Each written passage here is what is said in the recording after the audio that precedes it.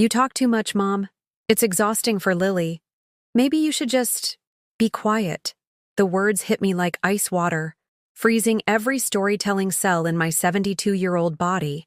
Today, I'm going to tell you something I never thought I'd share.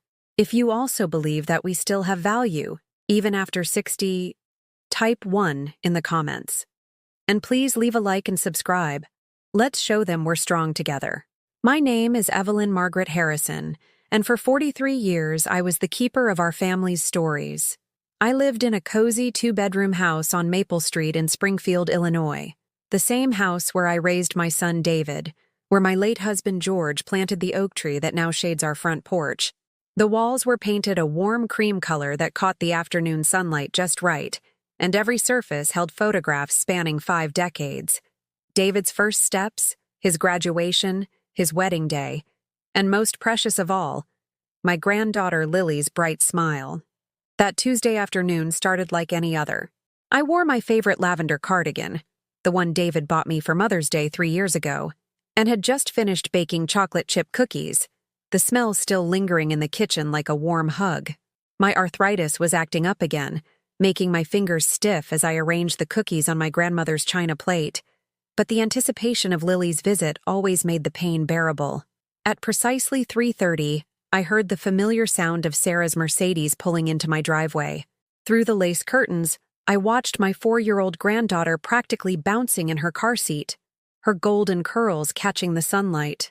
My heart swelled the way it had every Tuesday and Thursday for the past 2 years. Babysitting days were the highlight of my week.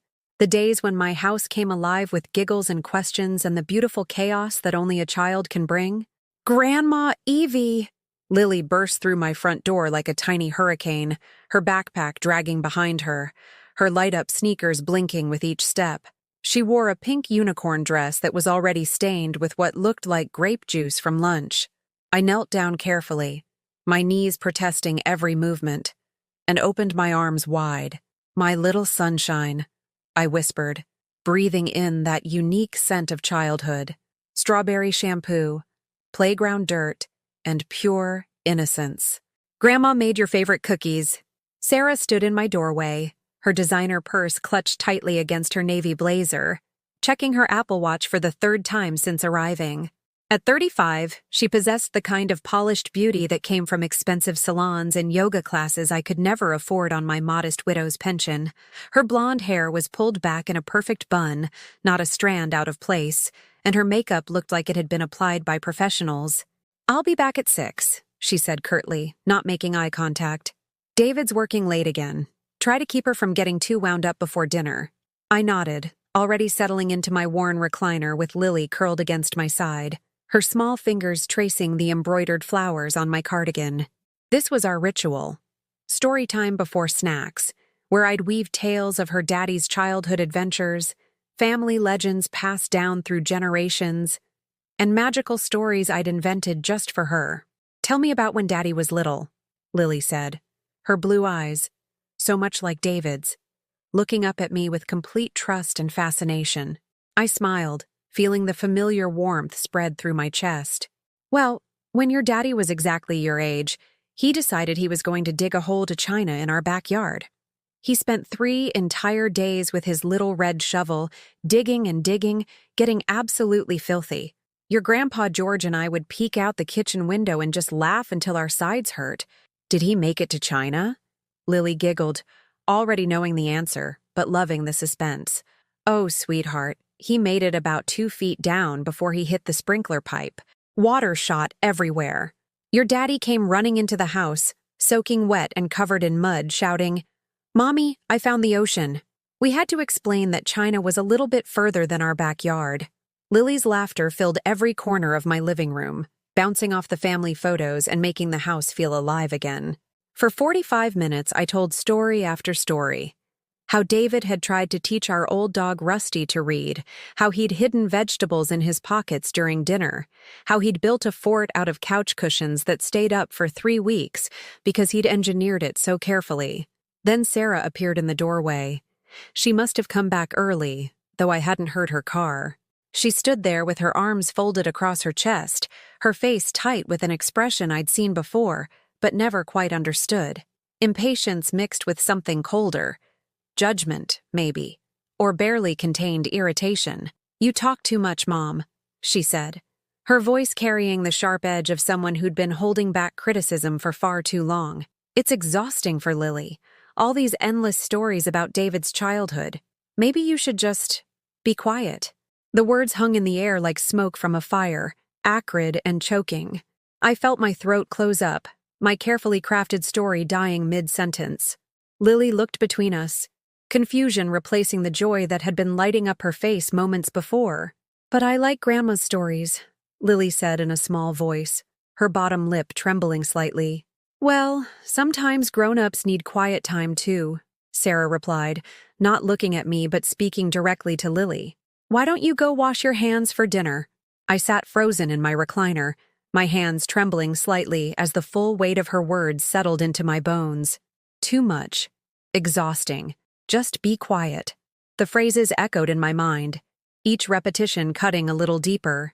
Here I was, in my own living room, being told that my voice, the voice that had sung lullabies to my son, that had read bedtime stories for decades, that had shared family history and love through words, was somehow wrong. Too much. I looked down at my lap, at the worn spots on my cardigan where Lily's head had rested during countless story times.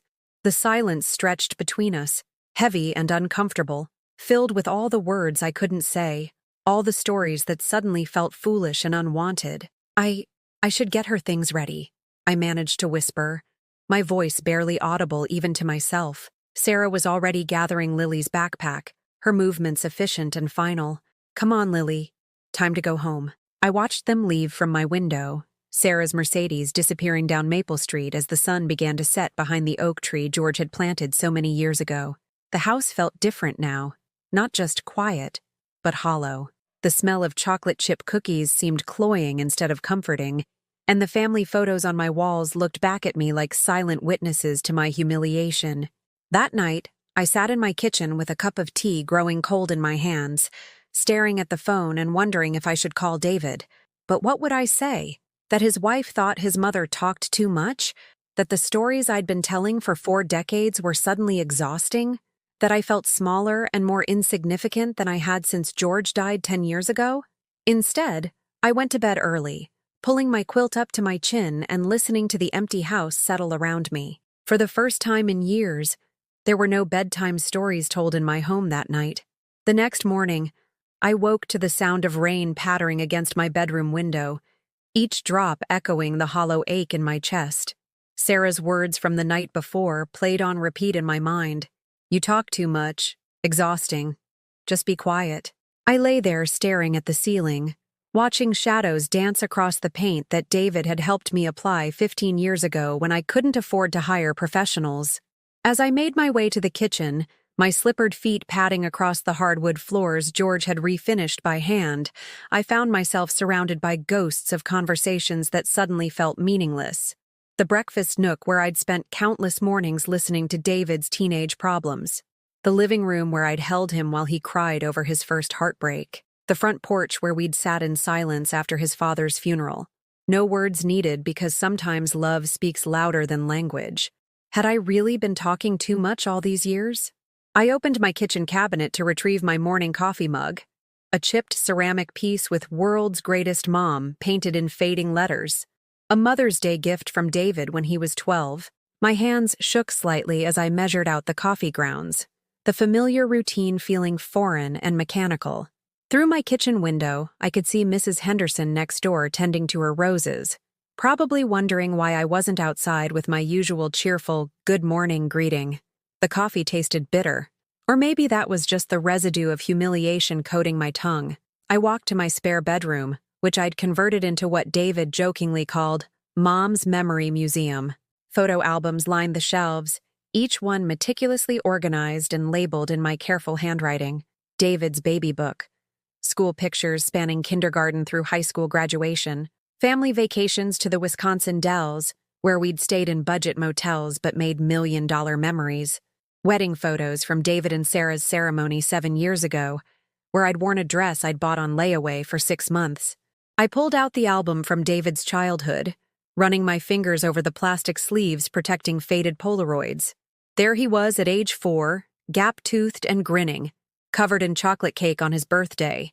Age 7, proudly displaying a science fair project I'd helped him build from cardboard boxes and Christmas lights because we couldn't afford the fancy materials his classmates used. Age 10, hugging me tight after I'd attended every single one of his Little League games, cheering from the bleachers even though other parents sometimes whispered about the divorced mom who had to work 2 jobs to make ends meet. The memories flooded back with painful clarity. After George died suddenly of a heart attack, leaving me with a mortgage, a 7-year-old son, and enough life insurance to cover the funeral expenses, I'd rebuilt our life from scratch. I took a job at Miller's hardware store during the day, stocking shelves and learning about drill bits and paint mixers. Evenings, I cleaned offices downtown, mopping floors and emptying trash cans while David did homework at the reception desk, both of us pretending it was an adventure rather than necessity. I never let David see me cry during those early years. When the bills piled up and the checking account ran dangerously low, when other kids had brand-name clothes and the latest toys while David made do with thrift store finds and my handmade Christmas gifts, I'd wait until he was asleep before allowing myself to break down. I'd sit at this same kitchen table surrounded by overdue notices and part-time job applications, wondering if I was strong enough to give my son the life he deserved. But somehow, we'd made it work. I'd sacrificed everything: new clothes for myself, dinners out, social activities with friends I gradually lost touch with, to ensure David never felt deprived. When he wanted to join the school band, I worked extra shifts to rent a trumpet. When he expressed interest in computer programming, I saved for months to buy him a second-hand laptop. When he graduated high school with a full scholarship to the University of Illinois, I'd cried tears of pride and relief, knowing that every sacrifice had been worth it. "You did it, Mom," he'd whispered during his graduation ceremony, his cap slightly askew and his gown wrinkled from the group hug his classmates had given him. We both did it. College years brought different challenges. David would call home every Sunday, and I'd listen to his stories about professors and dorm life and the girlfriend he'd eventually marry. I'd share updates about my life, too. The promotion to assistant manager at Miller's, the small victories of maintaining our home on my own, the way his old room still smelled faintly of the cologne he'd worn in high school. When David met Sarah during his junior year, I'd been genuinely happy for him. She was beautiful, ambitious, studying business administration with plans to work in marketing. She came from a family with money. Her father owned a chain of successful restaurants, and I'd naively thought that meant she'd understand the value of hard work and determination. The first time David brought Sarah home for dinner, I'd spent 3 days planning the menu and preparing our modest house. I'd cooked his favorite meal, pot roast with mashed potatoes and green beans from my garden, and bought a bottle of wine I couldn't really afford. I'd wanted to make a good impression, to show Sarah that David came from a home filled with love, even if it lacked the material luxuries she was accustomed to. "Your mom seems sweet," Sarah had said later, her tone carefully neutral as she and David stood on my front porch saying goodbye. Very homey. I'd learned to decode Sarah's vocabulary over the years. Sweet meant simple. Homey meant unsophisticated. When she described my cooking as rustic, she meant it wasn't restaurant quality. When she called my decorating style vintage, she meant outdated and probably bought secondhand. Still, I'd tried. When they announced their engagement, I'd offered to contribute to the wedding costs, even though my savings account contained exactly $847. "That's so generous, Mrs. Harrison," Sarah had replied, "but Daddy's handling everything. Maybe you could help with something smaller, like addressing invitations?" I'd spent 2 weeks carefully handwriting 200 wedding invitations in my best cursive, buying special pens and practicing on scrap paper until my arthritic hands cramped. At the wedding, the invitations were barely visible beneath elaborate floral arrangements that cost more than my monthly salary, but I'd felt proud to have contributed something personal to their special day. When Lily was born, I'd thought everything would change. Surely a grandchild would bridge whatever gap existed between Sarah and me. I'd spent months before her birth knitting tiny sweaters and blankets, preparing our family stories to pass down to the next generation, researching child development so I could be the best grandmother possible. The first time I held Lily, her impossibly small fingers wrapped around my thumb, I'd whispered every promise I could think of. I'd love her unconditionally. I'd support her dreams. I'd be the same kind of grandmother my own mother had been, present, patient, and full of stories that connected her to something larger than herself. For 4 years, I'd kept those promises. I'd babysat twice a week, never charging a dime despite Sarah's household income being more than I'd earned in my entire working life. I'd bought Lily's Christmas and birthday presents with money carefully saved from my Social Security checks, choosing gifts that would spark her imagination rather than impressive price tags.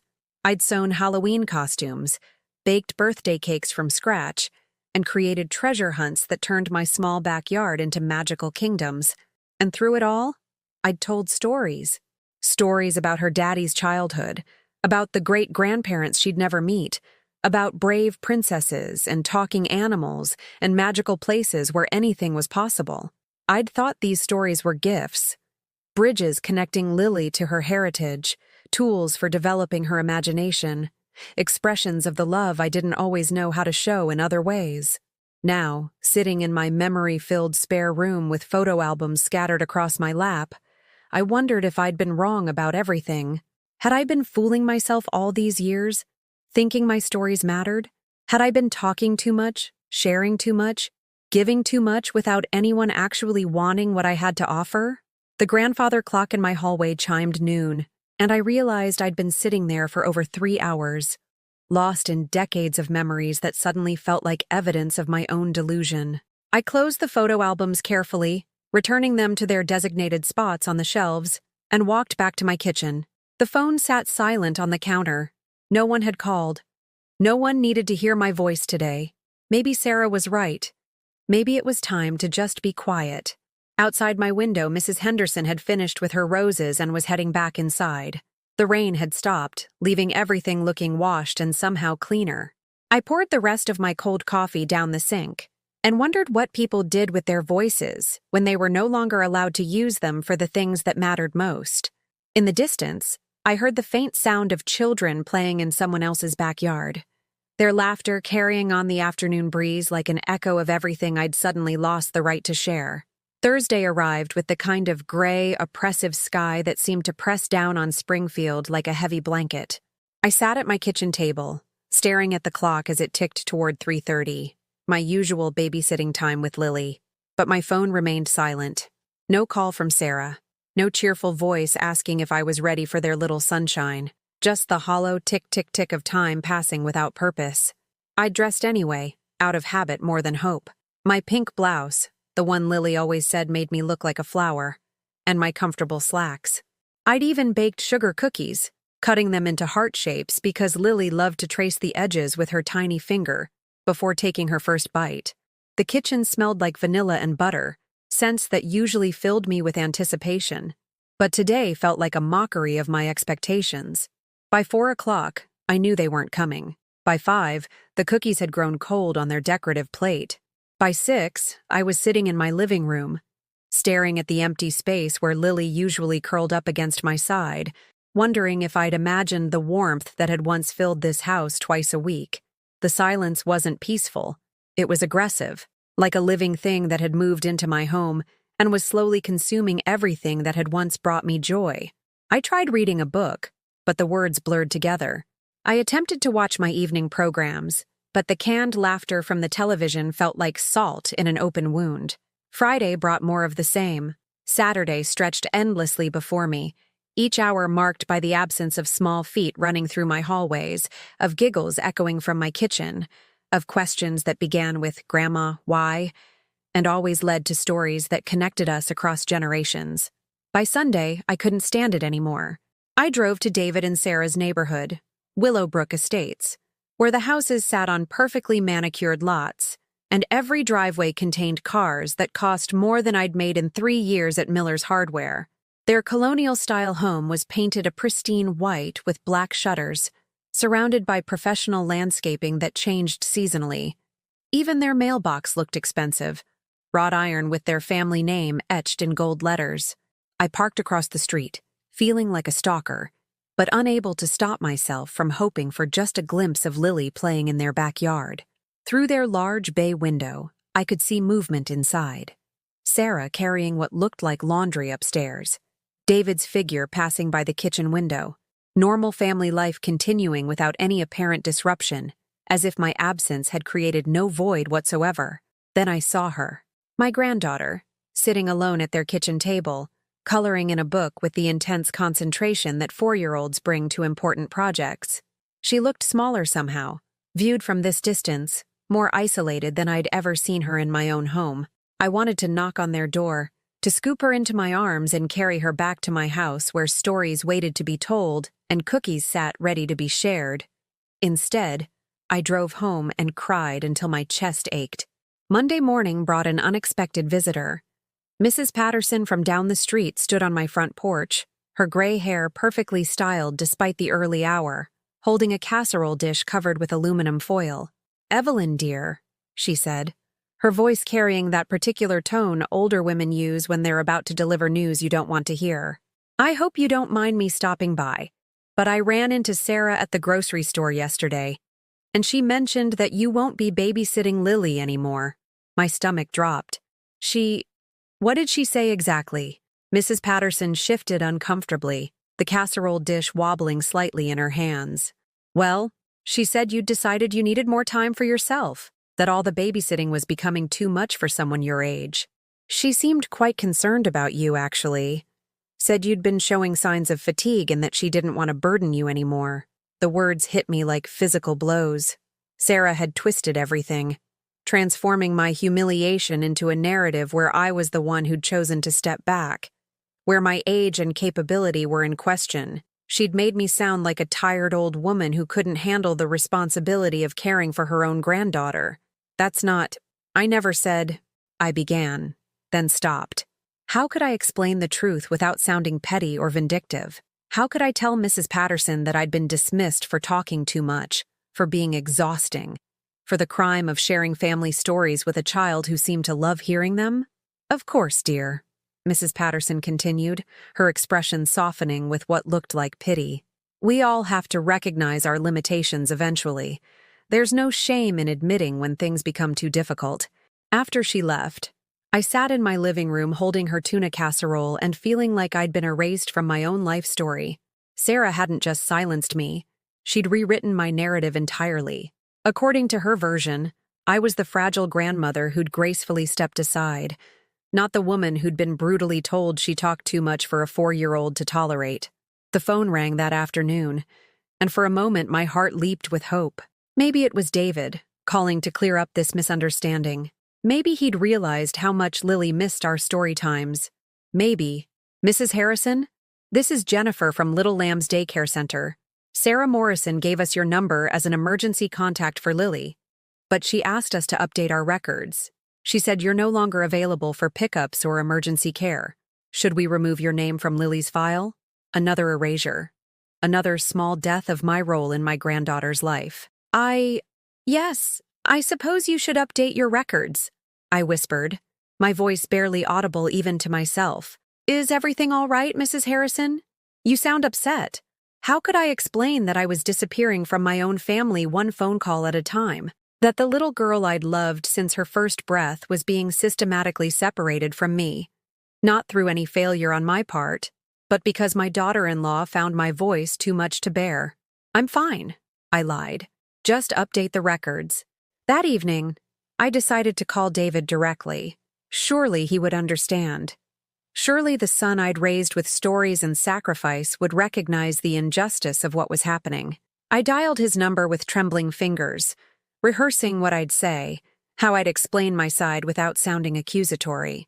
"Hi, Mom," David answered, but his voice carried a distraction that immediately set me on edge. "What's up?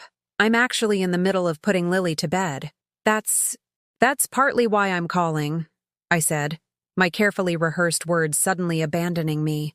"I haven't seen her since Tuesday, and I was wondering—" "Oh, right," he interrupted, and I could hear him moving around, probably walking upstairs to Lily's room. "Sarah mentioned you needed a break from babysitting. She said you'd been looking tired lately, and she didn't want to overwhelm you." Honestly, Mom, we've been worried about you taking on too much. There it was again. Sarah's version of events, presented as fact and accepted without question. I was the tired grandmother who needed protecting from the burden of caring for her own granddaughter. David, that's not what happened, I began, my voice stronger than I'd expected. Sarah told me I talked too much. She said my stories were exhausting for Lily. She told me to just be quiet. A pause. A long, uncomfortable pause filled with the sound of David's breathing and what might have been Lily's voice in the background asking for water. Mom, he said finally, his tone taking on the patient quality adults use with children who are being unreasonable. I think maybe you misunderstood what Sarah was trying to say. She's been under a lot of stress at work, and sometimes when people are stressed, they don't communicate as clearly as they should. I'm sure she didn't mean it the way you heard it. I felt something crack inside my chest. My own son was dismissing my experience, reframing my pain as a misunderstanding, choosing his wife's comfort over his mother's truth. I didn't misunderstand anything, I said, my voice beginning to shake. She was very clear. She said I talk too much, that it's exhausting for Lily, and that maybe I should just be quiet. Those were her exact words, David. Look, Mom, I really can't get into this right now. Lily's asking for me and Sarah's had a long day. Maybe we can all sit down together this weekend and talk things through. But in the meantime, maybe it would be good for you to have some time to yourself. When's the last time you did something just for you? The question felt like another erasure. When was the last time I'd done something for myself? Everything I'd done for the past 4 years had been for Lily, for David, for this family that was now suggesting I needed to focus more on my own life, as if caring for my granddaughter had been a burden I'd imposed on myself rather than a joy I'd treasured. I should go, I whispered, unable to continue a conversation that was slowly destroying what remained of my heart. Mom, wait, David started, but I'd already hung up. I sat in my kitchen as darkness fell outside my windows, staring at the phone and trying to process what had just happened. My son had chosen his wife's version of events over mine. My granddaughter was being kept from me based on lies about my supposed limitations. My voice, the thing that had connected me to every person I'd ever loved, had been deemed too much, too exhausting, too inappropriate for the ears of a 4-year-old child. For the first time since George died, I understood what it meant to be truly alone. The house settled around me with its familiar creaks and sighs, sounds that had once felt like comfort, but now seemed like whispers of abandonment.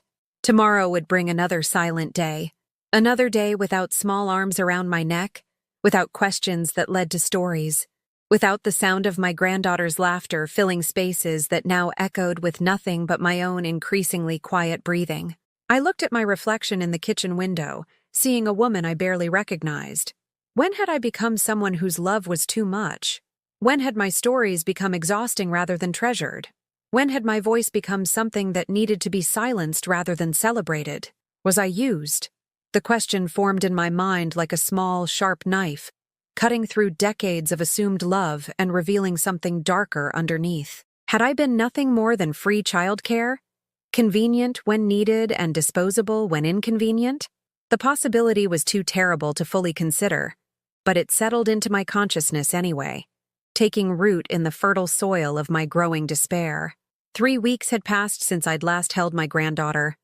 3 weeks of suffocating silence that seemed to grow thicker with each passing day. I'd stopped baking cookies altogether.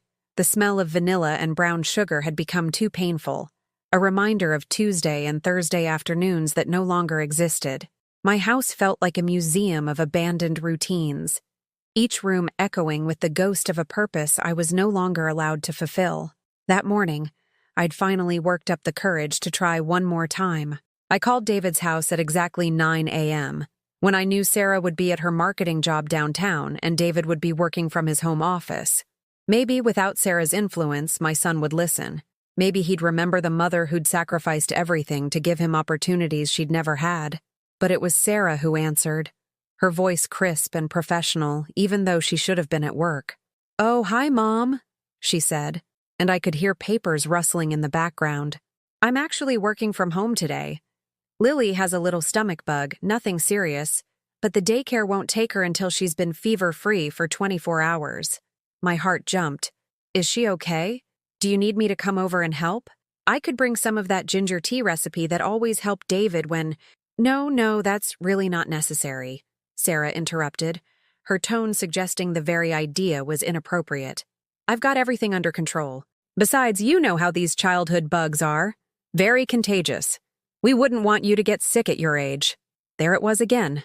My age, wielded like a weapon to justify my exclusion from my granddaughter's life. At 72, I was apparently too fragile to risk exposure to a child's stomach bug, too delicate to provide the kind of care I'd been giving for decades. Sarah, I really think we need to talk, I said, my voice steadier than I'd expected. About what happened, about why I haven't seen Lily. You know what, Mom? You're absolutely right. We should talk. Her tone shifted, becoming almost friendly, and something about the change made my stomach clench with dread. Actually, this is perfect timing. Why don't you come over around 1? Lily should be napping by then, and we can have a real heart-to-heart conversation. I should have recognized the trap, should have heard the calculated sweetness in her voice, and understood that Sarah Morrison never did anything without a carefully planned purpose. But I was desperate, starving for any connection to my granddaughter's world, and I mistook manipulation for opportunity. I arrived at their house at exactly 1 o'clock, carrying a small bag with coloring books I'd bought for Lily and a container of homemade chicken soup that had always been David's favorite when he was sick. The neighborhood was quiet, expensive cars sitting in driveways like sentinels guarding lives I'd never quite belonged to, despite 4 years of trying to find my place in Sarah's world. Sarah opened the door wearing yoga pants and an oversized sweater, her blonde hair pulled back in a messy bun that somehow looked effortlessly perfect. Come in, she said, gesturing me toward their living room with its white furniture and carefully arranged throw pillows that no one was actually supposed to sit on. How's Lily feeling? I asked, setting down my bag and looking toward the staircase, hoping to catch a glimpse of my granddaughter even if she was sleeping. Much better. Still napping, but her fever broke this morning. Sarah settled into the chair across from me, crossing her legs and folding her hands in a way that reminded me of a job interviewer. I'm so glad you came over, Mom. We really do need to clear the air about some things. I nodded, hope blooming in my chest despite the formal way she was speaking. Maybe David had talked to her. Maybe she'd realized how much her words had hurt. How unnecessary it had been to silence me so completely. I've been thinking a lot about our conversation the other day, Sarah continued, her voice taking on the reasonable tone that successful people use when they're about to deliver devastating news. And I've realized that maybe I wasn't as clear as I should have been about our family's changing needs. Changing needs? I repeated, confusion already beginning to cloud my relief. Well, yes. You see, Lily's getting older now. She's starting to develop her own interests, her own way of processing the world. And David and I have been talking about how important it is for her to have age-appropriate interactions and learning experiences. The words felt like puzzle pieces that didn't quite fit together, corporate speak designed to obscure rather than clarify. I'm not sure I understand what you mean. Sarah leaned forward slightly, her expression carefully compassionate. What I mean is that all those old family stories, all the talk about the past, it's just not what Lily needs right now. She needs to be focused on her future, on developing modern skills and contemporary perspectives. We don't want her getting confused by outdated ideas about how the world works. The room tilted slightly around me. Outdated ideas? Oh, Mom, don't take it personally. It's just that your generation had such different experiences, such different values. All that talk about sacrifice and making do with less, it's not really relevant to Lily's reality. We want her to grow up confident, ambitious, focused on achievement rather than getting lost in sentimental stories about the old days. Each word landed like a small explosion in my chest. My stories, the carefully preserved family history, the lessons about resilience and love that I'd thought were treasures to pass down, were being dismissed as irrelevant nostalgia that might somehow damage my granddaughter's development. And honestly, Sarah continued, her voice taking on a gentler tone that somehow felt more cruel than outright hostility, We've been concerned about the amount of time you've been spending with Lily. It's wonderful that you love her so much, but she needs to learn independence. She needs to develop relationships with children her own age rather than always looking to her grandmother for entertainment. I thought I was helping, I whispered, my voice barely audible even to myself. Oh, you were. You absolutely were. But helping looks different now than it did when David was little. Sarah's smile was practiced, professional, the kind she probably used with difficult clients at her marketing firm. What we need now is more practical support, less hands-on caregiving, more financial contribution to Lily's future. And there it was. The truth I'd been afraid to acknowledge, delivered with the casual precision of someone discussing a business arrangement. My value to this family wasn't as a grandmother who offered love and stories and connection to something larger than themselves. My value was financial. Financial contribution? I managed to ask. Well, yes. Lily's going to need so many things as she grows up.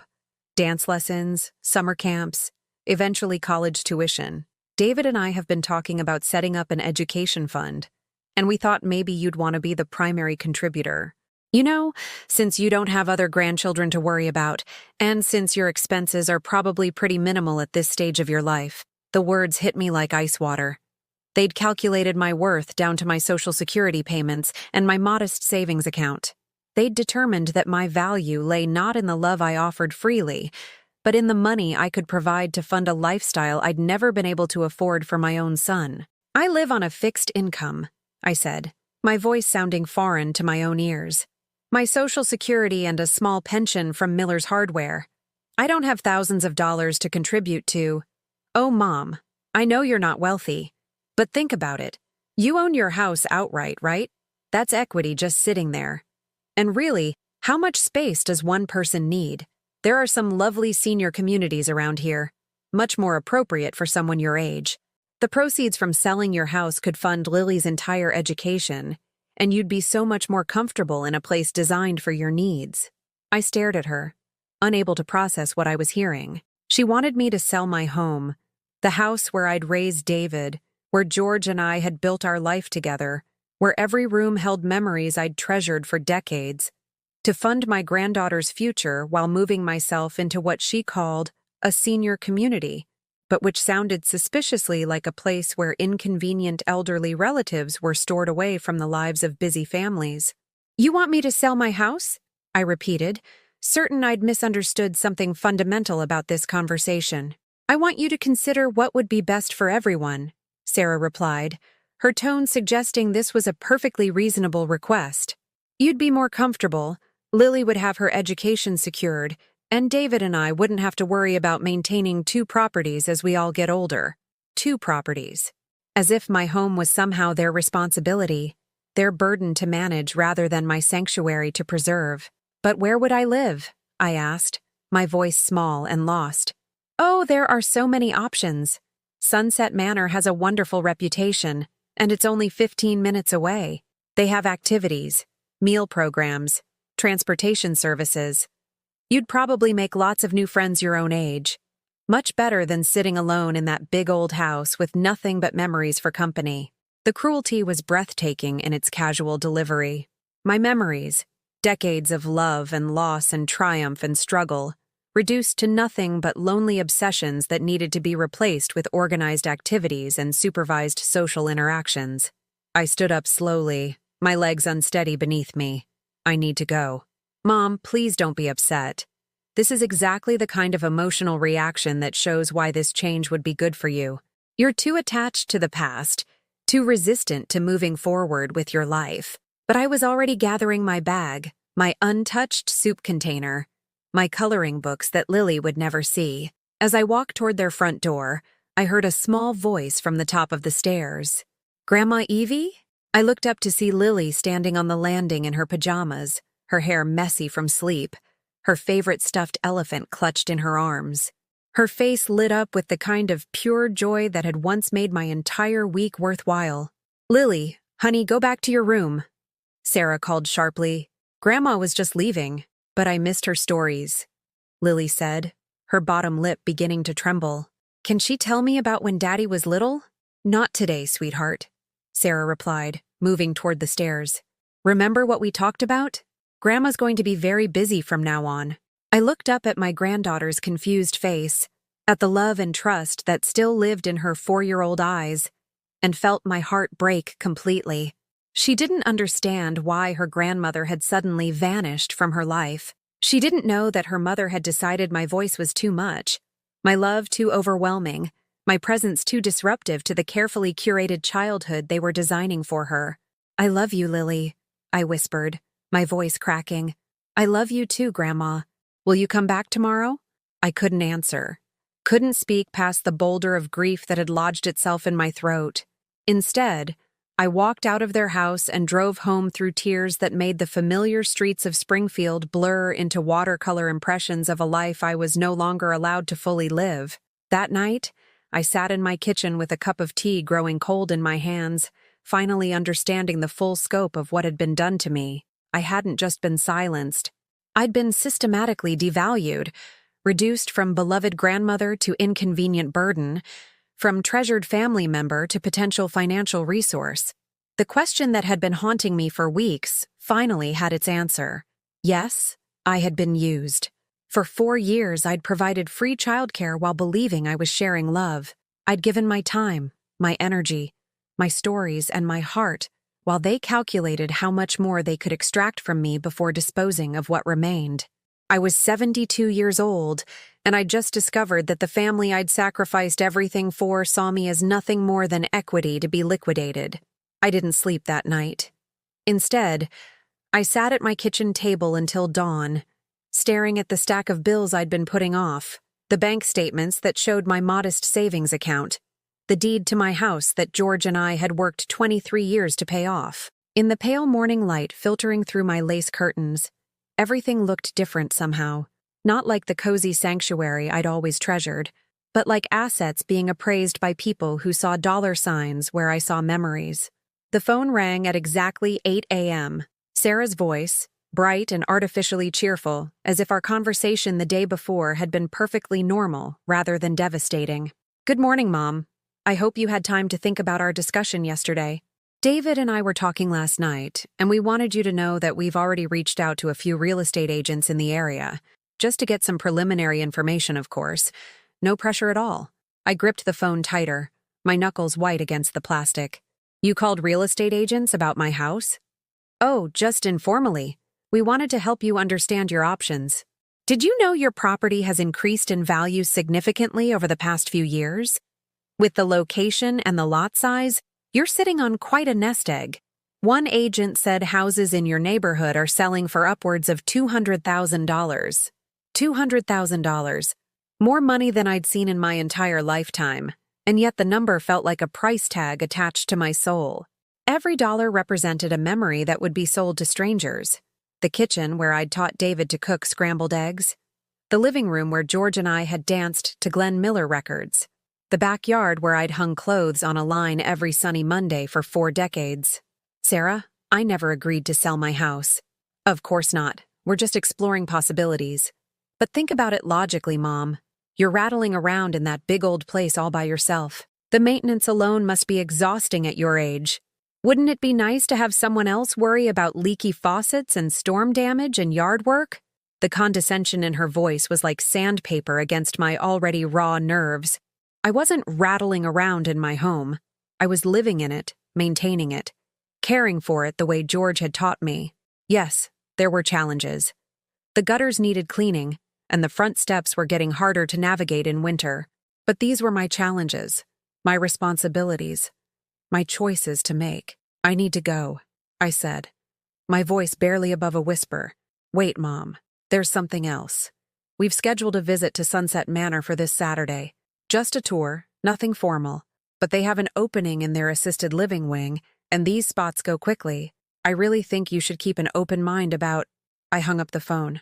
For the first time in weeks, the silence that followed felt like a choice rather than a punishment. I'd cut off Sarah's voice, stopped her words from filling my kitchen with plans I'd never asked for, and futures I didn't want. The small rebellion felt both terrifying and exhilarating, like stepping off a cliff and discovering I could fly. The phone rang again almost immediately. I stared at it, watching the caller ID display David and Sarah's number, listening to the insistent electronic bleating that had always made me jump to attention. Not today. Today, I let it ring until the answering machine picked up. "Mom, it's David. Sarah said you hung up on her, and she's worried about you. That's not like you at all. Please call us back so we can talk about this rationally. We're only trying to help." Help.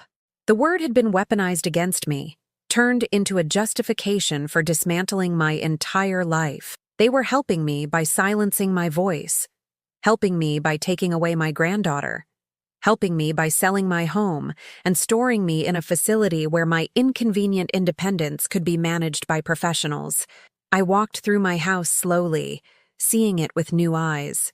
The hardwood floors George had refinished himself, learning the technique from library books because we couldn't afford to hire professionals. The built-in bookshelves in the living room where I'd displayed photo albums and David's school awards, and my small collection of ceramic angels, gifts from coworkers and neighbors over the years. The master bedroom where George and I had whispered about our dreams and fears, where I'd cried alone after his funeral, where I'd slowly learned to sleep in the center of the bed instead of clinging to my side. Every room told the story of a life fully lived, of challenges overcome and love shared and losses survived. This wasn't just property to be liquidated for someone else's benefit. This was my foundation, my anchor, the physical representation of everything I'd built from nothing after George died. I found myself standing in the spare bedroom I'd converted into my sewing room, looking at the quilts I'd been making for Lily's future birthdays. Each one represented hours of careful stitching, patterns chosen specifically for a granddaughter who loved bright colors and animals, and stories about princesses who saved themselves. The quilts were folded neatly on the shelves, waiting for birthdays I apparently wouldn't be invited to celebrate. That's when I made my first real decision. I took the quilts down from their shelves and spread them across my dining room table. 5 quilts in total, one for each birthday from age 5 through 9.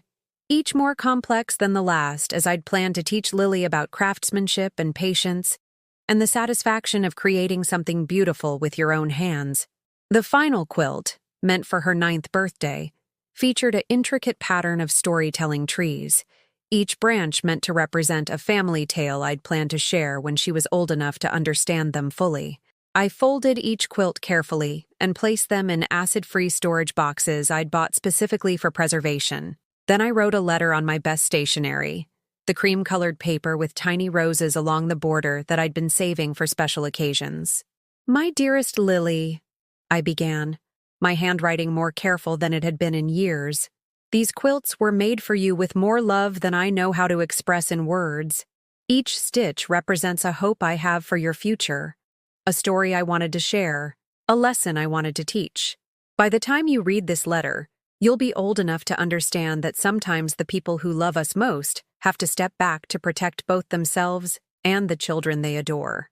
I hope someday you'll remember the stories your Grandma Evie told you, and that you'll understand why I had to stop telling them. All my love, always. Grandma Evie." I sealed the letter in an envelope and placed it in the box with the 9th birthday quilt, then drove to my bank downtown. Margaret Williams had been my banker for 15 years, a practical woman in her 50s who'd helped me navigate the financial complexities of widowhood, without ever making me feel stupid for not understanding investment strategies or insurance policies. "Evelyn, how nice to see you," Margaret said, gesturing me toward her desk in the corner of the small-town bank that still felt personal rather than corporate. "What can I help you with today?" "I need to set up a trust fund," I said, my voice steadier than I'd expected. "For my granddaughter. Something that can't be touched until she's 18. Margaret nodded, pulling out forms and asking practical questions about amounts and beneficiaries and contingencies. I explained that I wanted to transfer a significant portion of my savings, not all of it, but enough to ensure Lily's education would be funded without requiring me to sell my home or surrender my independence. "This is very generous, Evelyn," Margaret said as she processed the paperwork. "But I have to ask, are you sure you want to make this irrevocable? Once the trust is established, you won't be able to access these funds, even in an emergency." "I'm sure," I replied, thinking about Sarah's casual assumption that my money was available for her family's use whenever they decided they needed it. I want Lily to know that her grandmother provided for her education, but I don't want anyone else to have access to that money, ever. The trust was established within the hour. $12,000, nearly half my life savings, set aside for Lily's future, protected from parents who might view it as their own personal resource. It wasn't enough to pay for an Ivy League education, but it would cover community college or trade school or whatever path Lily chose for herself. That evening, I called my neighbor, Mrs. Henderson, the woman who'd tended her roses with such dedication that her garden had become a neighborhood landmark. Eleanor. It's Evelyn from next door. I have a favor to ask, and I'll understand completely if you say no. Of course, dear. What do you need? I'm going to be traveling for a while, I said, the lie coming easier than I'd expected. Nothing dramatic, just some trips I've been putting off for too long. I was wondering if you might keep an eye on my house, maybe collect my mail and water my plants? I'd be happy to pay you for the trouble. Don't be silly about payment, but I'd be happy to help. It's wonderful that you're getting out and doing things for yourself. George would have wanted that for you. George.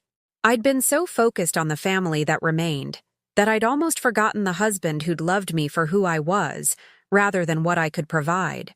George, who'd listened to my stories about work and neighbors and dreams with genuine interest, rather than tolerating them as necessary noise. George, who'd never once suggested that my voice was too much, or that my presence was exhausting. For the first time in weeks, I felt a flicker of something that might have been hope. The next morning, I woke earlier than usual and did something I hadn't done in months. I made breakfast just for myself. Real breakfast. Not the toast and coffee that had become my standard meal since the babysitting ended. I scrambled eggs the way George had taught me, with a splash of cream and just a pinch of paprika. I brewed coffee in the percolator that took longer, but tasted better than the instant powder I'd been using out of habit. As I sat at my kitchen table eating breakfast and watching the sunrise through my window, I realized something profound had shifted overnight. For the first time since Sarah's devastating words 3 weeks ago, I wasn't waiting for my phone to ring. I wasn't hoping for an invitation to participate in my granddaughter's life. I wasn't measuring my worth by whether or not my family needed me. I was simply existing in my own space, making my own choices, eating food I'd prepared for my own pleasure rather than anyone else's approval. It felt like the first day of a life I'd forgotten I was allowed to live. When the phone rang at 9 a.m., Sarah's daily attempt to pressure me toward decisions I didn't want to make, I didn't answer. When it rang again at 10, and then at 11, I continued to ignore it. By noon, the answering machine was full of increasingly frantic messages about missed opportunities and senior housing waitlists, and the importance of making decisions while I was still capable of rational thought. But I was thinking more rationally than I had in years. I was remembering that my house was mine to keep or sell as I chose. My savings were mine to spend or save as I saw fit. My voice was mine to use or withhold according to my own judgment. And for the first time in decades, I was understanding the difference between being needed and being used. That afternoon, I did something I hadn't done since George died. I took a long, hot bath in the middle of the day, just because I wanted to. I lit candles and used the expensive bath salts I'd been saving for a special occasion, finally understanding that being alive and free to make my own choices was special occasion enough. As I soaked in the warm water, surrounded by the familiar sounds of my own home, I began to plan the rest of my life. Not the life other people wanted me to live, but the life I'd been too busy serving others to imagine for myself. 3 days after I'd stopped answering their calls, they came to my house. I was sitting in my garden, tending to the tomato plants George had taught me to stake properly, when I heard the familiar sound of Sarah's Mercedes pulling into my driveway. But this time, David's pickup truck followed close behind. They'd come together, united in whatever intervention they'd planned for the grandmother who dared to stop cooperating with their agenda. I didn't get up from my garden. Instead, I continued working soil around the base of my Cherokee purple tomatoes, my hands steady despite the adrenaline coursing through my veins. Through the fence slats, I could hear car doors slamming, hushed conversation, the sound of footsteps approaching my front door. The doorbell rang. Once, twice. then a third time with the insistent pressure of people who expected immediate compliance.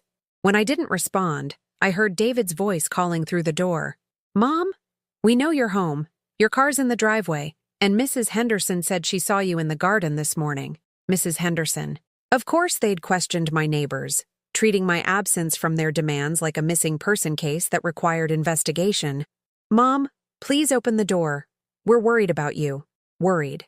The word had joined help in the collection of terms they used to disguise control as concern. I brushed the soil from my hands and walked slowly toward my front door, taking time to appreciate the way afternoon sunlight fell across my hardwood floors, the way my grandmother's lace curtains filtered the light into gentle patterns on my walls.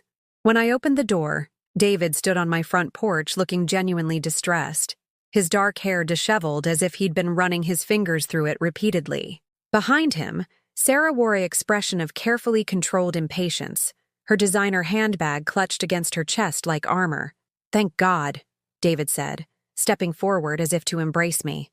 "We've been calling for days. Why haven't you been answering your phone?" I remained in my doorway, not inviting them inside, studying my son's face and trying to remember when he'd learned to speak to me as if I were a child who'd wandered away from supervision. "I've been busy," I said simply. "Busy?" Sarah's voice carried a sharp edge. "Mom, we've left you 17 messages." 17? That's not normal behavior for someone who's supposedly just busy. I almost smiled at the accusation. Apparently, not responding to their demands within their preferred time frame was evidence of mental decline rather than personal choice. "Would you like to come in?" I asked, stepping back from the doorway. "I've just made iced tea." They followed me into my living room, and I watched them survey the space as if searching for evidence of whatever deterioration they'd convinced themselves explained my recent independence. David sat heavily in George's old recliner, while Sarah perched on the edge of my sofa, her posture suggesting she didn't plan to stay long. "Mom, what's going on?" David asked, his voice gentle but firm. "Sarah told me about your conversation the other day, and I'm concerned about some of the things you said." "What things, specifically?" "Well, for starters, your reaction to the housing suggestions. Sarah was only trying to help you explore your options, and you seemed to take it as some kind of personal attack." I poured 3 glasses of iced tea from the pitcher I'd prepared, adding mint leaves from my garden to each glass. The domestic ritual gave me time to choose my words carefully. "David, did Sarah tell you exactly what she suggested during our conversation?" "She said you discussed some senior living options that might be more suitable for your current needs." I handed him his glass, noting how he avoided eye contact when he spoke about my current needs, as if aging had rendered me incompetent to assess my own situation. "Sarah suggested that I sell my house to fund Lily's education and move myself into an assisted living facility. She'd already contacted real estate agents to appraise the property without asking my permission." David's face went still. That's not how she explained it to me." "How did she explain it?" "She said you'd been asking questions about downsizing, that you'd mentioned feeling overwhelmed by home maintenance, and were interested in exploring smaller living arrangements."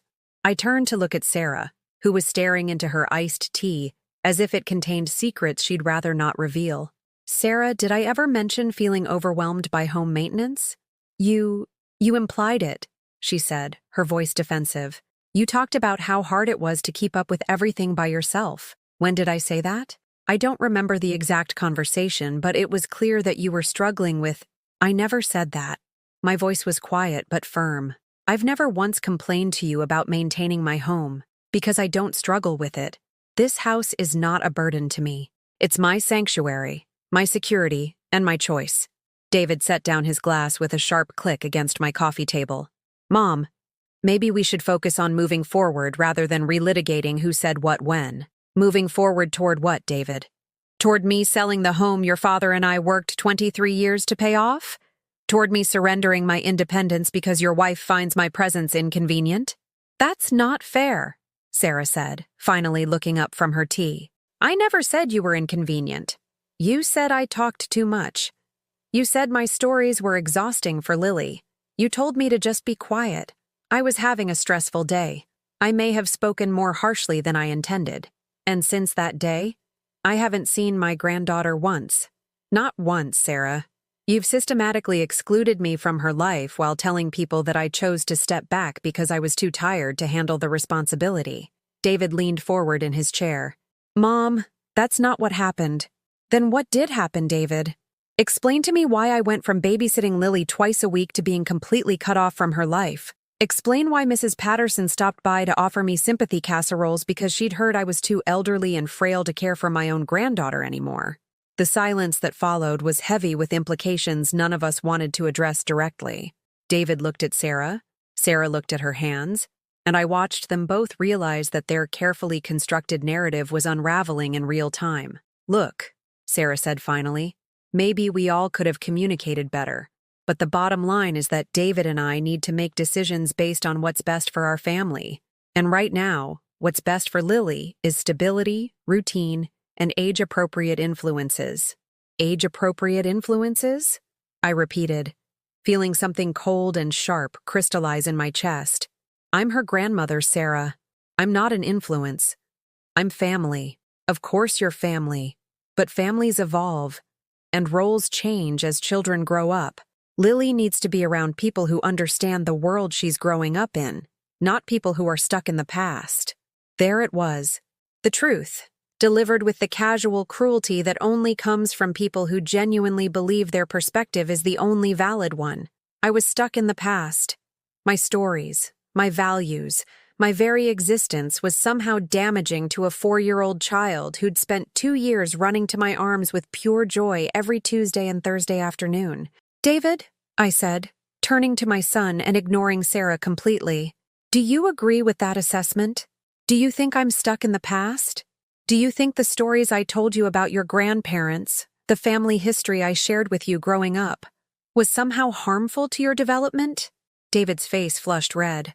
Mom, that's different. That was different circumstances. How was it different? It just was. The world has changed. Kids today face different challenges, different opportunities. They need different kinds of preparation. I stood up slowly, my legs steadier than they'd been in weeks. I see. So the stories about perseverance that helped you through college when money was tight, those are irrelevant now. The family traditions that gave you a sense of identity and belonging, those are outdated. The love and attention I gave you when you were Lily's age, that's somehow inappropriate for her to experience. Mom, please don't twist my words. I'm not twisting anything, David. I'm finally understanding them clearly. I walked to my mantelpiece and picked up a framed photograph of David's graduation from the University of Illinois. In the picture, he's wearing his cap and gown, his arm around my shoulders, both of us beaming with pride and relief. I'd worked double shifts for 2 years to help with his expenses, wearing the same dress to 3 different graduation ceremonies, because buying new clothes seemed frivolous when tuition payments loomed. Do you remember what you said to me after this picture was taken? I asked, holding the frame so he could see it. David's voice was barely audible. I said thank you. You said, Mom, everything I am I owe to you.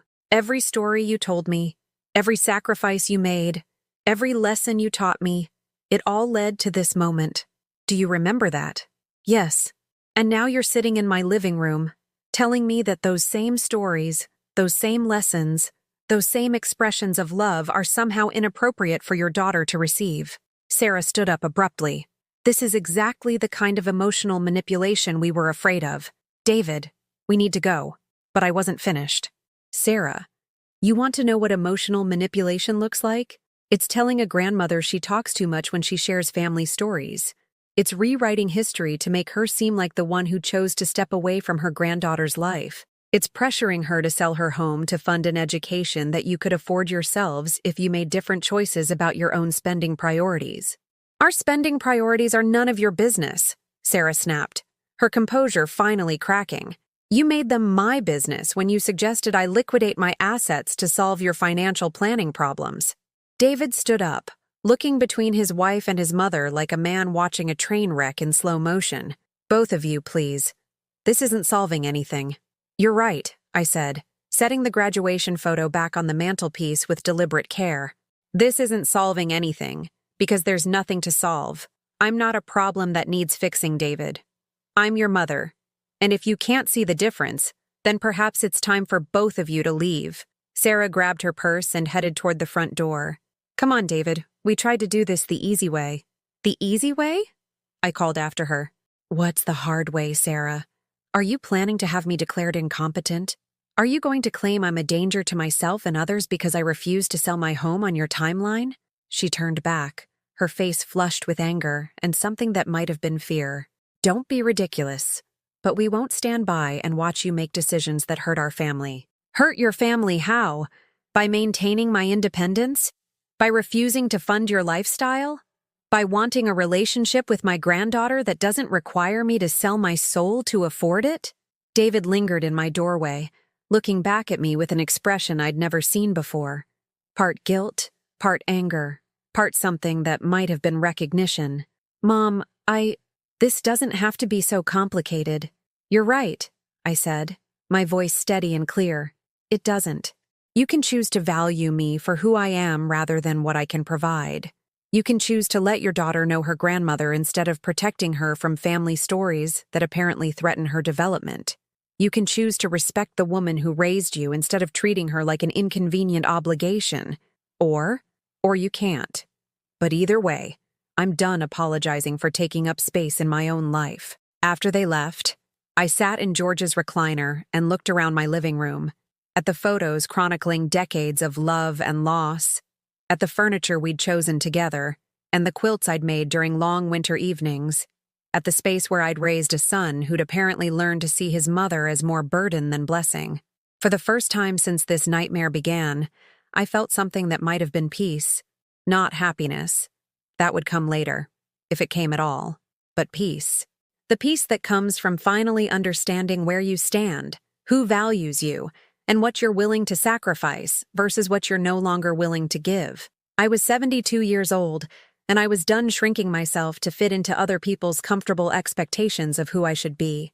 The morning after my confrontation with David and Sarah, I woke up feeling something I hadn't experienced in decades: the complete absence of obligation to anyone but myself. No one was expecting me to answer phones, provide childcare, justify my choices, or apologize for existing. For the first time since George died, my day belonged entirely to me. I made coffee in my good china cup, the delicate porcelain set with hand-painted roses that I'd been saving for special occasions, and realized that Tuesday morning in my own kitchen was special occasion enough. I sat at my breakfast table and made a list, not of things I needed to do for other people, but of things I wanted to do for myself. At the top of the list, I wrote, "Remember who Evelyn Margaret Harrison was before she became someone's caregiver." The answer came to me as I was washing my coffee cup, watching the morning sunlight dance across the soap bubbles. Before George got sick, before David needed a single mother's undivided attention, before Lily required a grandmother's constant availability, I had been a storyteller, not just of family anecdotes and childhood memories, but of real stories, the kind I'd written in journals throughout my 20s and 30s, when I'd dreamed of seeing my words in print.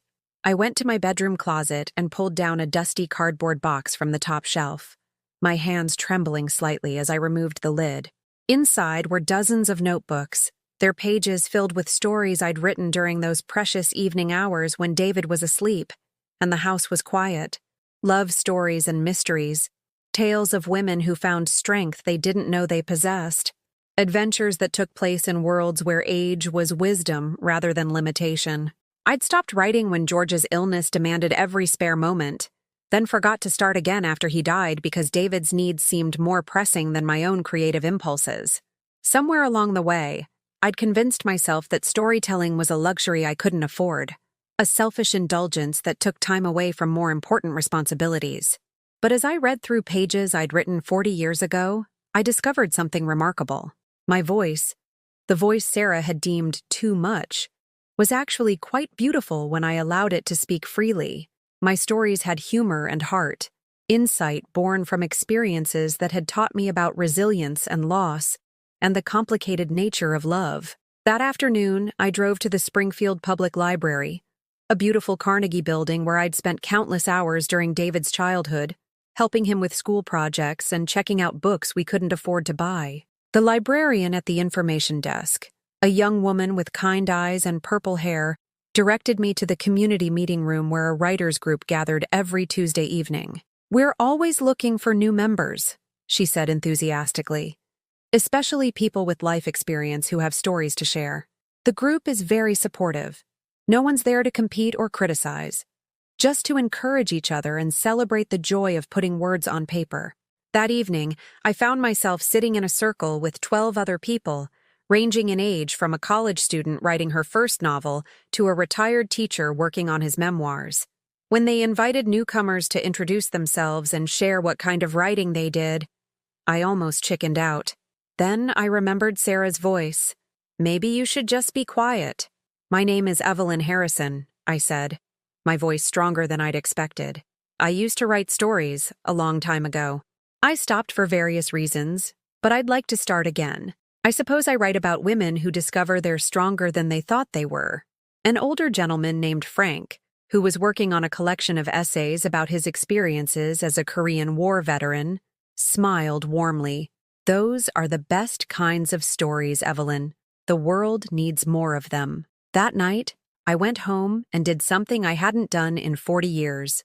I wrote a new story, not about family obligations or sacrificial love or the nobility of silence, but about a woman who'd been told she was too much and decided to become magnificently, unapologetically more. I wrote about Margaret, a 70-year-old grandmother who'd spent decades shrinking herself to fit into other people's comfort zones until the day she decided to expand instead. I wrote about her discovery that the voice she'd been told to silence was actually the most powerful tool she possessed. I wrote about her journey from invisible caregiver to visible, vibrant woman who understood that her stories weren't burdens to be endured, but gifts to be treasured. 3 weeks later, when Frank asked if anyone had work they'd like to share with the group, I volunteered to read The Woman Who Refused to Disappear. My hands shook as I began, but my voice grew steadier with each paragraph. When I finished, the room was completely silent. Then everyone began talking at once. They wanted to know if Margaret was based on a real person. They asked about my own experiences with family dynamics and generational expectations. They urged me to submit the story to magazines and literary contests. "Evelyn," said Patricia, a woman in her 60s who wrote young adult novels, "that story needs to be heard by more people. Have you considered entering it in the National Council on Aging's writing contest? The theme this year is Redefining Later Life, and your piece fits perfectly." I hadn't considered entering any contests. I'd written the story for myself, as a way of processing my own transformation from victim to survivor. But that night, I researched the competition Patricia had mentioned and discovered something remarkable. The winning entries were published in an anthology that was distributed to senior centers, libraries, and healthcare facilities across the country.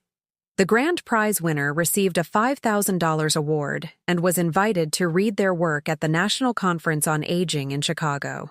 I revised my story 17 times over the next month, strengthening the plot, deepening the character development, polishing every sentence until it gleamed.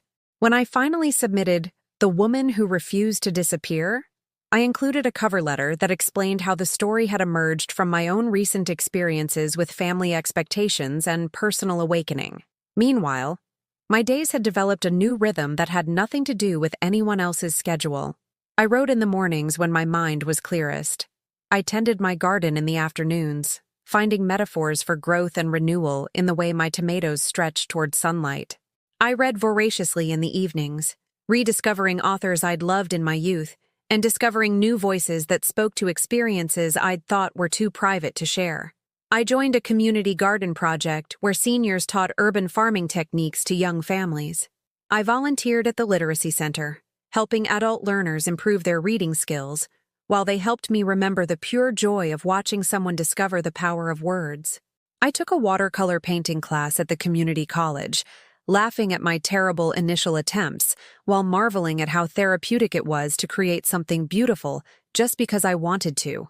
For the first time in decades, I went to movies by myself, choosing romantic comedies and independent films that David had always dismissed as chick flicks. I ate dinner at restaurants where I could sit alone with a book and a glass of wine, savoring both the food and the solitude. I bought clothes in colors I actually liked, rather than the neutral tones I'd thought were appropriate for grandmothers who didn't want to call attention to themselves. 6 weeks after I'd submitted my story, I received a phone call that changed everything. "Mrs. Harrison? This is Jennifer Chen from the National Council on Aging. I'm calling to inform you that your story, The Woman Who Refused to Disappear, has been selected as the grand prize winner of our annual writing contest." I had to sit down. The phone felt impossibly heavy in my hand as Jennifer explained that my story had been chosen from over 3,000 submissions, that it would be published in the anthology and featured in their monthly newsletter, which reached more than 100,000 readers nationwide. "We were particularly moved by your author's note," Jennifer continued. "Your personal connection to the story's themes really resonated with our judges.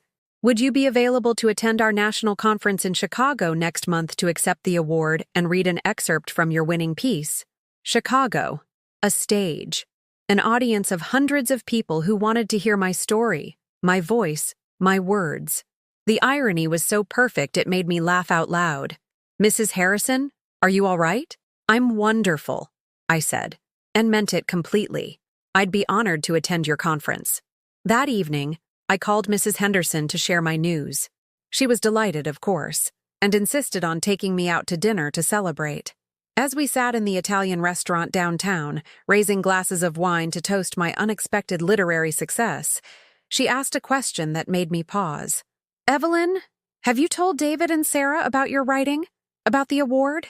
I considered her question carefully. Part of me wanted to call David immediately, to share this triumph with the son I'd raised to value education and achievement. Part of me wanted to show Sarah that the woman she'd tried to silence had found a voice that resonated far beyond the walls of a suburban living room, but a larger part of me realized that their approval or disapproval no longer mattered. I'd written my story for myself, submitted it on my own judgment, and received recognition based on its own merits. This success belonged entirely to me, untainted by anyone else's expectations or limitations. "Not yet," I told Mrs. Henderson. "Maybe someday. But right now, I'm enjoying the feeling of accomplishing something entirely on my own terms." 3 days later, I received an unexpected visitor. I was in my garden, transplanting the marigolds I'd grown from seed, when I heard a small voice calling my name. "Grandma Evie, are you back there?" I looked up to see Lily standing at my garden gate, wearing her school uniform and carrying a backpack nearly as big as she was. Her blonde curls were escaping from what had probably started as a neat ponytail, and her face was streaked with tears. "Lily! Sweetheart, what are you doing here? Where's your mommy?" "She's at work. Daddy picked me up from school, but then he got an important phone call and said I should play in the backyard while he talked. But I climbed over the fence because I missed you so much." My heart clenched as I realized she'd walked through her own neighborhood and climbed fences to find me. "Honey, that was very dangerous. Your parents must be worried sick. Daddy doesn't know I left yet. His phone call was really long." She pressed her face against the gate slats, her blue eyes bright with unshed tears. "Grandma Evie, why don't you come see me anymore? Did I do something wrong?" The question hit me like a physical blow. This precious child had been carrying the guilt and confusion of my absence, wondering if she'd somehow caused the grandmother who'd adored her to simply disappear from her life. I opened the gate and knelt down to her level, gathering her into my arms for the first time in 2 months. She smelled like grape juice and playground mulch, and that indefinable sweetness that belongs only to children who still believe the world is essentially good. "Oh, my darling girl," I whispered into her hair. "You didn't do anything wrong. Not one single thing. Grandma loves you more than all the stars in the sky, more than all the fish in the ocean, more than all the stories and all the books in the whole wide world. Then why don't you come tell me stories anymore? How do you explain adult cruelty to a 4-year-old? How do you describe manipulation and emotional abuse and the politics of family power struggles to someone who still believes that love is simple and unconditional?" "Sometimes grown-ups have disagreements," I said carefully. "And sometimes those disagreements mean that people who love each other very much have to spend time apart while they figure things out. Are you figuring things out?" I smiled, thinking about my story, my award, my newfound understanding of my own worth. "Yes, sweetheart. I'm figuring out some very important things. And you know what I've figured out so far?" "What?" That love doesn't disappear just because we can't see each other. The love I have for you lives right here. I touched her chest gently, and it will always be there, no matter what happens. Can you feel it? She nodded solemnly, her small hand covering mine on her chest. I can feel it. It's warm. That's right. And anytime you miss Grandma Evie, you just put your hand right there and remember that the love is always with you. I walked her back to David's house, holding her hand and listening to her chatter about school and friends and the book she was learning to read. When David opened his front door, his face went through a progression of emotions: relief, guilt, and something that might have been shame. "Lily, thank God. I've been looking everywhere for you." "I went to see Grandma Evie," Lily announced proudly. "She said the love lives in my heart." David's eyes met mine over Lily's head, and for a moment I saw my son. Really saw him, rather than the man who'd been shaped by his wife's expectations and his own ambitions. "Thank you for bringing her home safely," he said quietly. "Always," I replied. "No matter what else happens between the adults in this family, I will always keep that little girl safe." As I walked back to my own house, I realized that something fundamental had shifted in my understanding of this entire situation. I'd been so focused on my own pain, my own sense of betrayal and abandonment, that I'd lost sight of the most important truth of all. My love for Lily wasn't contingent on her parents' approval. My role as her grandmother wasn't subject to revocation based on other people's convenience. And my worth as a human being certainly wasn't determined by whether or not I was allowed to provide free childcare to people who'd decided my voice was too much to tolerate. Tomorrow, I would fly to Chicago to accept an award for a story about a woman who refused to disappear. Next month, my words would be published in an anthology that would reach thousands of people who needed to hear that their voices mattered. And somehow, in ways I couldn't yet imagine, I would find a way to ensure that my granddaughter grew up knowing that she came from a long line of women who understood the power of speaking their truth, regardless of who tried to silence them. The woman who'd been told to be quiet had found her voice. And now, nothing could make her silent again. 6 months after that life-changing phone call from the National Council on Aging, I stood backstage at the Chicago Convention Center, holding my published anthology and watching through the curtains as hundreds of people filled the auditorium seats. The book felt substantial in my hands. Real weight, real pages. My real words that had traveled from my kitchen table in Springfield to readers across the entire country. "Mrs. Harrison?" A young woman with a clipboard appeared at my elbow. "You're on in 5 minutes. Are you ready?" Ready. Such a simple question with such a complex answer. Was I ready to stand before strangers and read words that had emerged from the deepest pain I'd ever experienced? Was I ready to transform my humiliation into hope for others who felt invisible and discarded? Was I ready to prove that a 72-year-old woman's voice could carry across a crowd of hundreds and land with enough force to change hearts and minds? "I'm ready," I said, and meant it completely. The introduction felt surreal. "Ladies and gentlemen, please welcome this year's grand prize winner, Evelyn Margaret Harrison, reading from her award-winning story, The Woman Who Refused to Disappear." The applause was warm, enthusiastic, genuine. As I walked to the podium, I caught sight of familiar faces in the third row. Frank and Patricia from my writers group had driven down from Springfield to support me, their encouraging smiles giving me strength. But it was the sight of 2 other faces, near the back of the auditorium, that made my breath catch in my throat. David and Sarah sat side by side, Sarah's expression unreadable, David's face a mixture of pride and something that looked like regret. They had come, despite everything that had passed between us, despite months of silence and separation. They had driven 3 hours to hear the woman they'd tried to silence speak her truth to the world. I adjusted the microphone and looked out at the sea of faces. People of all ages who had come to hear stories about redefining later life, about finding purpose and power in seasons they'd been told were meant for quiet retirement and gradual disappearance. When I was told I talked too much, I began, my voice clear and strong. I believed it. For 72 years, I had been trained to believe that my value lay in my usefulness to others, that my worth was measured by how little trouble I caused, how few demands I made, how quietly I could exist in the margins of other people's lives. The auditorium was completely silent. that profound quiet that comes when people recognize their own experiences in someone else's words. I thought love meant making myself smaller, so others could feel larger. I thought wisdom meant accepting whatever role I was assigned, even when that role required me to disappear from my own story. I thought being a good grandmother meant accepting that my stories, my voice, my very presence could be dismissed as too much when a daughter-in-law decided my love was exhausting. I found Sarah's face in the crowd. Her expression had shifted, tears streaming down her cheeks in a way that suggested she was hearing her own words reflected back through a mirror she hadn't expected to face. But here's what I discovered, I continued, my voice growing stronger with each word.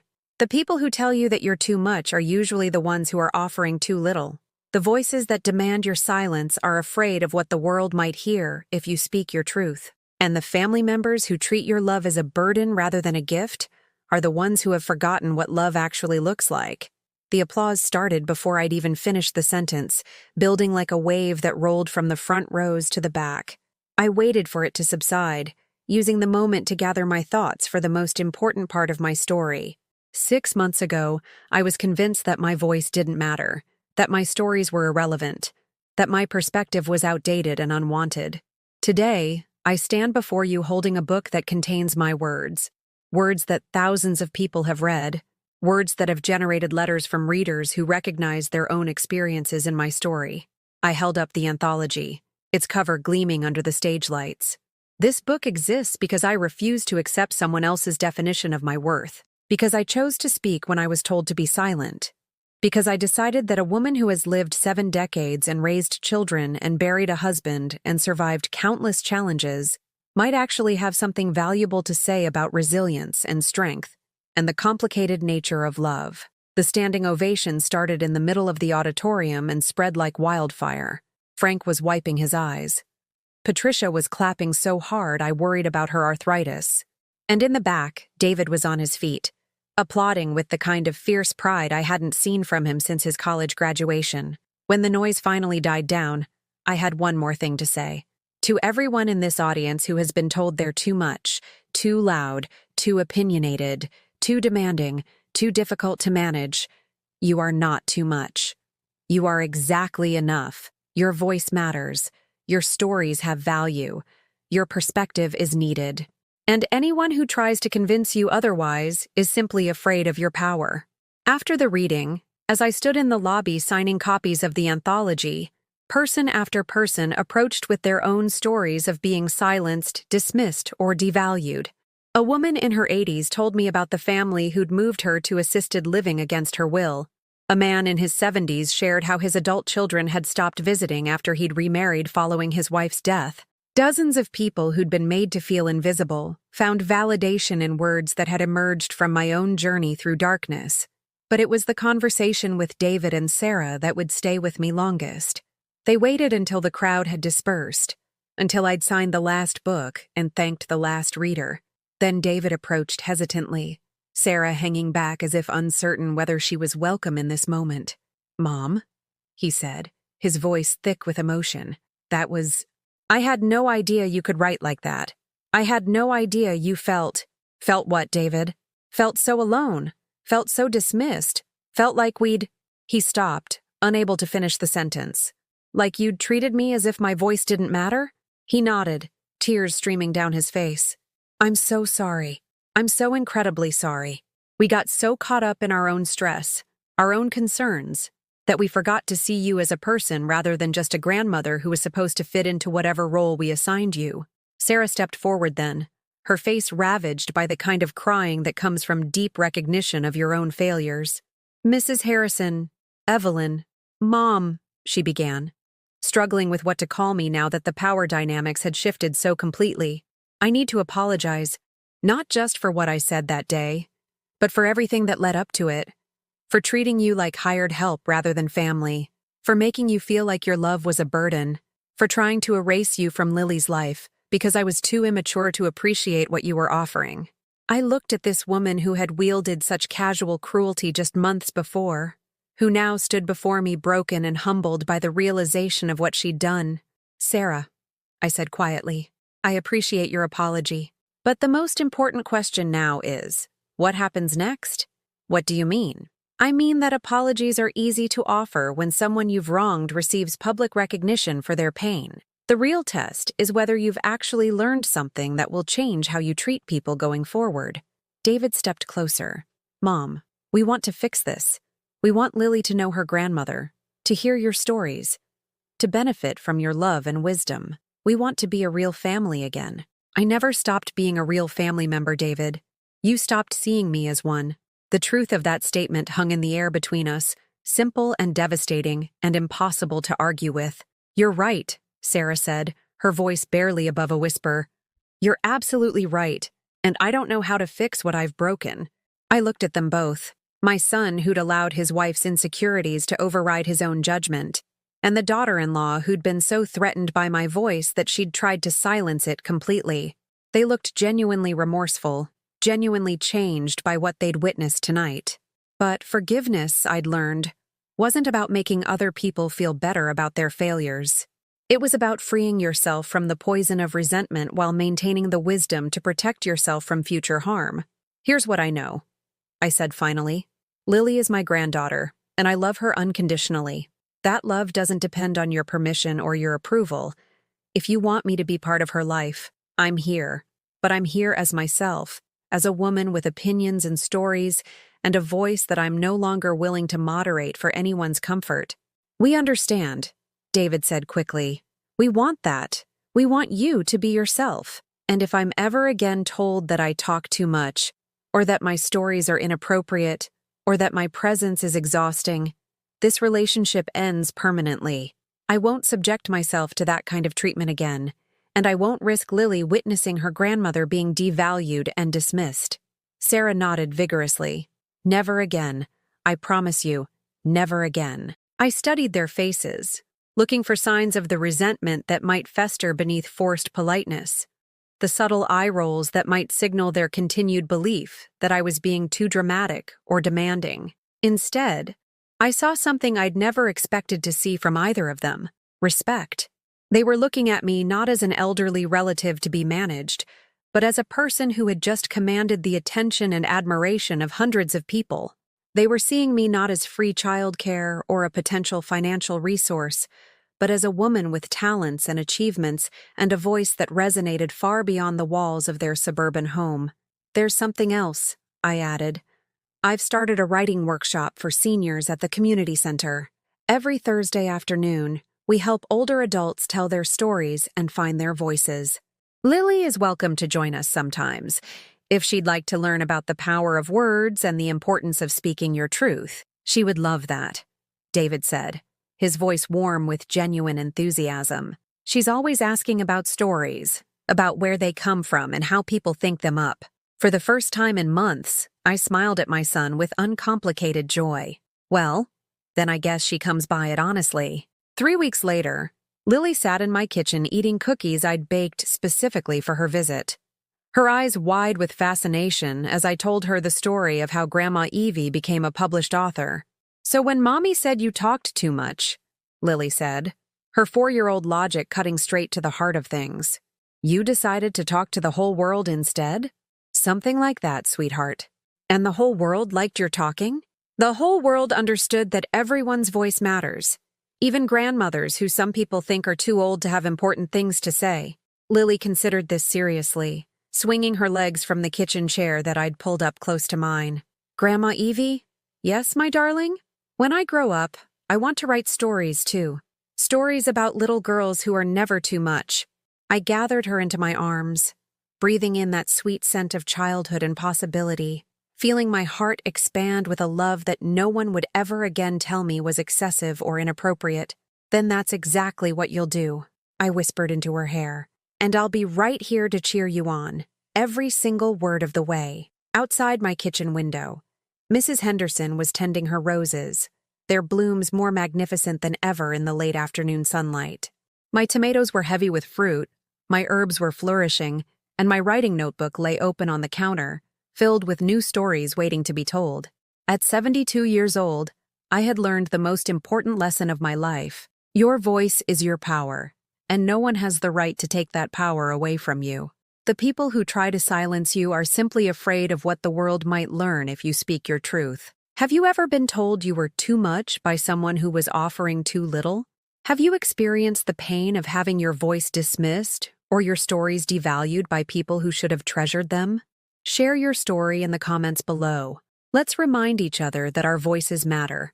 Our experiences have value, and we are never too old, too loud, or too much for a world that needs to hear what we have to say. If this story touched your heart, please like this video and subscribe to this channel.